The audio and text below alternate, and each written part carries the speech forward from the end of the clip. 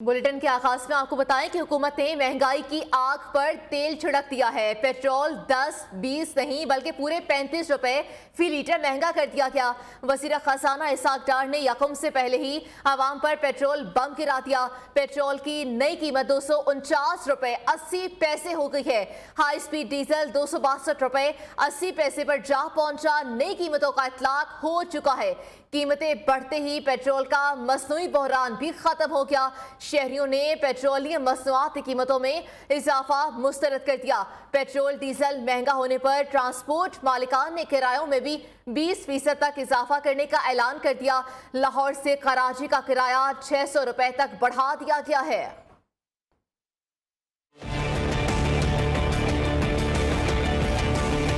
हुकूमत गुर्बत के बजाय गरीब को खत्म करने के मिशन पर महंगाई की चक्की में पिसे आवाम पर पेट्रोल बम गिरा दिया। वजीर खजाना इसाक डार ने 31 जनवरी का भी इंतजार न किया। अचानक टीवी स्क्रीनों पर आए और पेट्रोलियम मसनूआत की कीमतें बढ़ाने का ऐलान कर दिया। नई कीमतों का इतलाक भी फौरी कर दिया। आज इतवार 29 जनवरी सुबह 11 बजे से ये कीमतें लागू होंगी। पेट्रोल और डीजल की कीमतों में 35 रुपए फी लीटर इजाफा होगा। केरोसिन ऑयल और लाइट डीजल ऑयल में 18 रुपए का इजाफा होगा।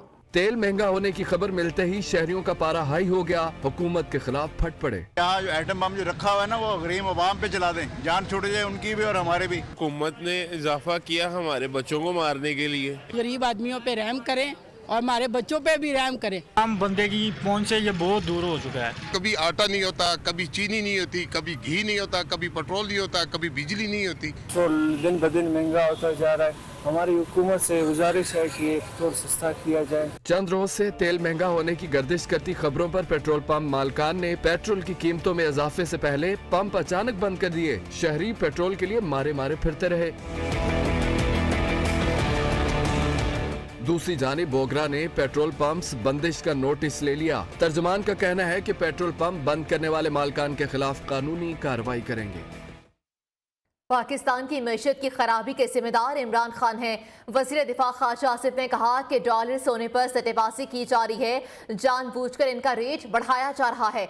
लोगों का इस्तेहसाल करके अरबों खरबों बनाने वालों के खिलाफ कार्रवाई होनी चाहिए। सियालकोट में प्रेस कॉन्फ्रेंस करके ख्वाजा आसिफ ने कहा कि इमरान खान सियासत में खून खराबा चाहते हैं। उन्होंने आसिफ अली जरदारी पर शर्मनाक इल्जामात लगाकर उनकी जान को खतरे में डाला है। इमरान के जरदारी पर कत्ल की साजिश के इल्जामात से खून खराबा भी हो सकता है। साबिक वज़ीर आज़म इमरान खान पेट्रोलियम मसनूआत की कीमतों में इजाफे पर बरहम हो गए। ट्विटर पैगाम में कहा कि करप्ट और नाअहल हुक्मरानों की मुआशी बद इंतजामी ने अवाम और तनख्वाहदार तबके को कुचल दिया। रुपए की कदर में कमी हो गई, बिजली और गैस महंगी हो गई। 200 अरब रुपए की आपको बताएं कि मिनी बजट से महंगाई 35% बढ़ेगी। साबिक वज़ीर दाखिला शेख रशीद ने कहा कि मरीम नवाज के आने के पहले रोज पेट्रोल और डीजल 35 रुपए महंगा करके सलामी दी गई है। गरीब की तनख्वाह कम अज कम 50,000 की जाए। पाकिस्तान की सलामती और खुद मुख्तारी सुप्रीम कोर्ट के कंधों पर आ गई है।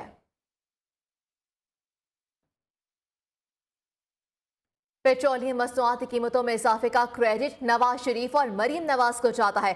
साबिक वज़ीर आला पंजाब चौधरी परवेज इलाही ने कहा कि मरीम नवाज की वापसी पर पेट्रोलियम मसनूआत महंगी करके इसाक डार ने कौम को सलामी दी है। चौधरी परवेज इलाही से साबिक वज़ीर दाखिला एजाज शाह की मुलाकात हुई। साबिक वज़ीर आला ने कहा कि महंगाई का जेन बेकाबू हो चुका, हुकूमत को सिर्फ इंतकामी कार्रवाइयों से फुर्सत नहीं मिल रही। अब ये मुल्क को डिफॉल्ट की तरफ लेकर जा रहे हैं। कौम को महंगाई के साथ में फंसाकर आने वालों को अवाम मुस्तरद कर चुके हैं।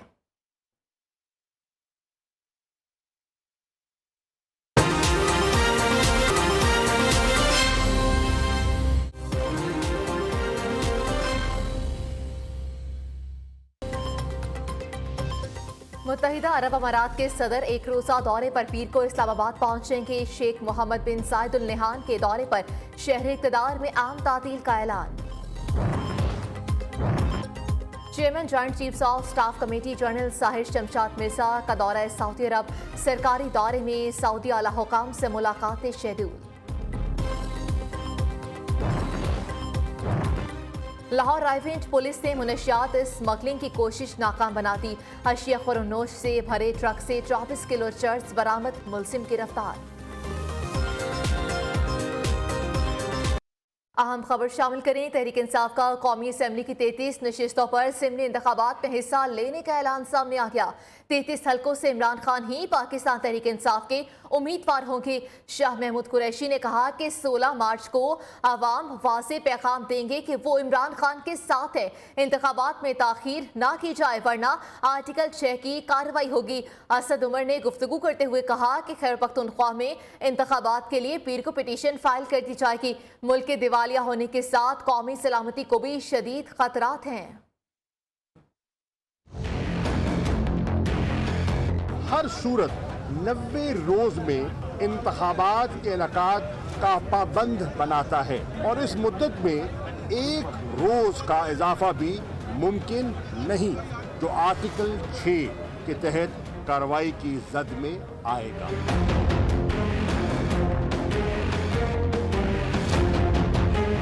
बिजली गैस के नरखों में इजाफे की भी बात हो रही है। तबाही के बायस मुल्क दिवालियापन की दहलीज पर आ खड़ा हुआ है और यूं न सिर्फ मईशत बल्कि हमारी कौमी सलामती पर खतरात के साए गहरे हो रहे हैं। इस वक्त पाकिस्तान का आइन खतरे में है। खैबर पख्तूनख्वा में भी पिटीशन कल पेशावर हाई कोर्ट में फाइल कर दी जाएगी और इंशाअल्लाह ताला वहां पे भी उसके 1-2 दिन के बाद लग जाएगी।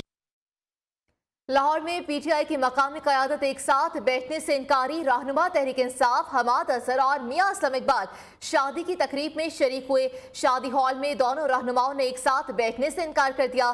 तकरीब के मेजबान मेहमानों का रवैया देखकर मुश्किल में पड़ गए। दोनों ने अलग अलग दुल्हे को मुबारकबाद दी। दुल्हे से मिलकर हमाद अजहर स्टेज से उतरे तो मियां असलम इकबाल से मिले बगैर वापस चले गए।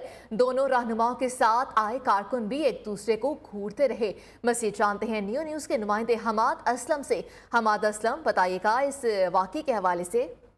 जी बिल्कुल, लाहौर में एक निजी होटल में शादी की तकरीब का फंक्शन था जिसमें पाकिस्तान तहरीक इंसाफ की मुकामी क़यादत के 2 अहम रहनुमा ने शिरकत की और दोनों रहनुमाओं ने एक साथ बैठने से इनकार कर दिया। रहनुमा तहरीक इंसाफ हमाद अजहर और मियां असलम इकबाल शादी की तकरीब में शरीक हुए थे। शादी हाल में दोनों रहनुमाओं ने एक साथ बैठने से इनकार किया, जिस पर तकरीब के मेजबान मेहमानों के रवैया देखकर मुश्किल में पड़ गए। हमाद अजहर को एक जानिब तो मियां असलम इकबाल को दूसरी तरफ बिठाया गया। दोनों रहनुमा अलग-अलग दूल्हे को मुबारकबाद देने स्टेज पर पहुंचे। हमाद अजहर स्टेज से उतरे और मियां असलम इकबाल से बगैर मुलाकात किए वापस चले गए। दोनों रहनुमाओं के साथ आए कारकुन भी एक दूसरे को तनकीदी नजरों से तकते रहे। जी ठीक है हमाद असलम, बहुत शुक्रिया अपडेट करने के लिए। मज़ीद खबरें शामिल करेंगे एक ब्रेक के बाद। अफसोसनाक खबर, जल्दबाजी का खौफनाक अंजाम। बलूचिस्तान के इलाके लसवेला में तेज रफ्तार बस पुल से नीचे जा गिरी। पुल से गिरते ही बस में आग लग गई।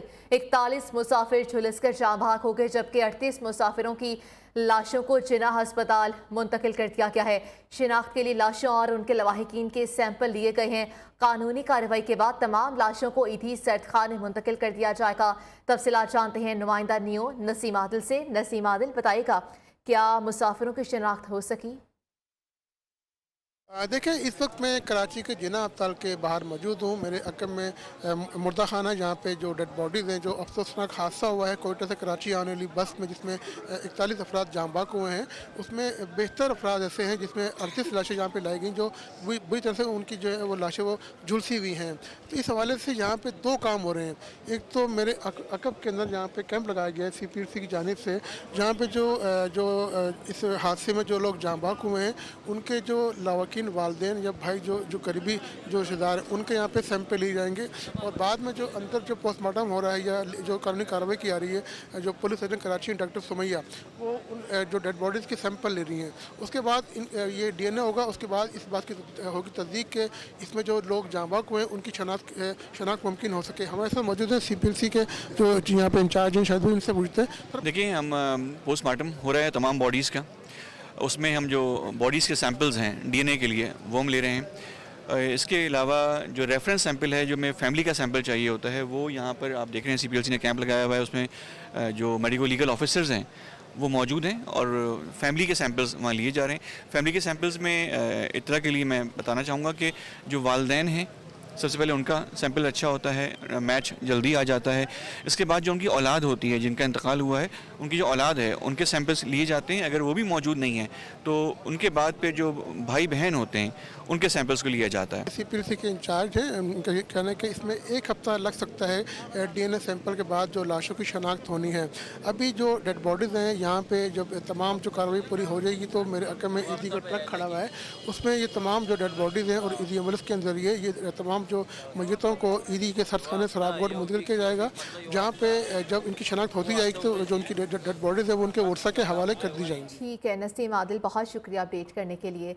आगे बढ़ें, बताएं कि कोहाट के तांदा डैम में तलबा की कश्ती डूब गई, 10 बच्चे जाँ भाग हो गए, 17 को जिंदा निकाल लिया गया है। कश्ती में 30 अफराद सवार थे, बाकी की तलाश के लिए रेस्क्यू ऑपरेशन जारी है। इंतजामिया के मुताबिक तलबा तफरीह के लिए गए हुए थे।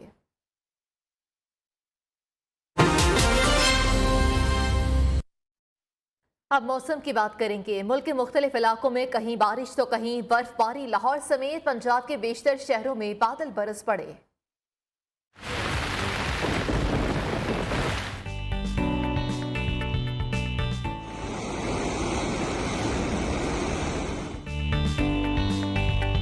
मुल्क के मुख्तलिफ शहरों में बारिश, सर्दी की शिद्दत में इजाफा। लाहौर में गहरे बादल बरस पड़े।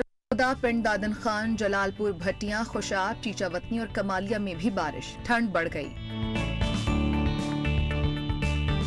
मुल्क के बलाई इलाकों में एक बार फिर बर्फबारी। बलूचिस्तान के बेशतर अजला और सवात के बलाई इलाकों में बर्फबारी के नए सिलसिले की एंट्री। बलूचिस्तान के इलाके चमन, दरा कोयक टॉप और तोबा चकजई में पहाड़ सफेद हो गए।